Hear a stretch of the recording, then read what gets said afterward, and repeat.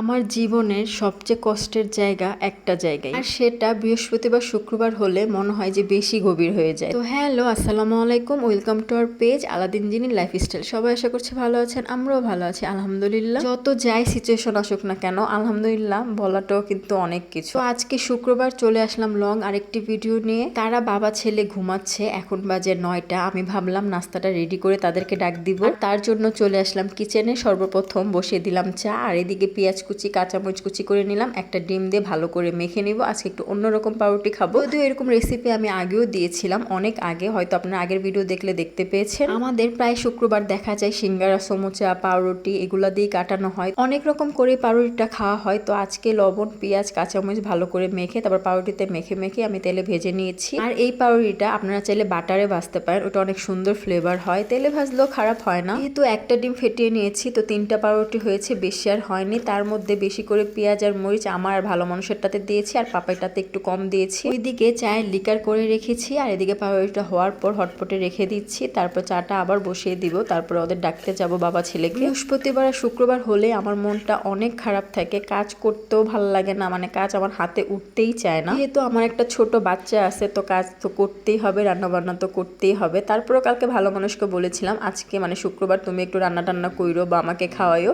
সে হেসে উড়িয়ে দিয়েছে। সত্যি মজা।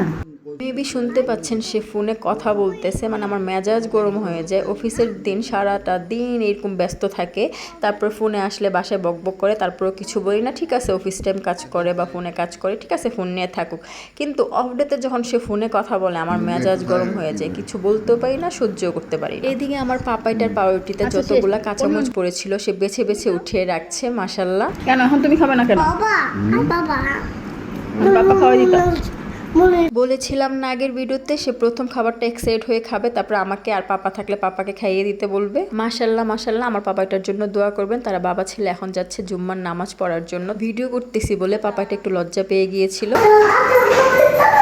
লাফিয়ে লাফিয়ে সিঁড়ি দিয়ে যাচ্ছে আর আমাকে টাটা আসাম বাই বাই আল্লাহ হাফেজ বলে বলে যাচ্ছিল। তারপর নিচে যেয়ে সে নামাজ পড়তে যাবে কি, তার গাড়ি পেয়ে একটু গাড়িটা চালিয়ে নিল। তারপর আমাকে বাইন্দা দিয়ে তাকে বলতেছিল সে গাড়ি দিয়ে নামাজ পড়তে যাবে, মানে এটা নিয়ে যাবে। পরে ওর পাপা বলতেছিল যে না, তারপর টুপিটা ঠিক করে দিচ্ছিল।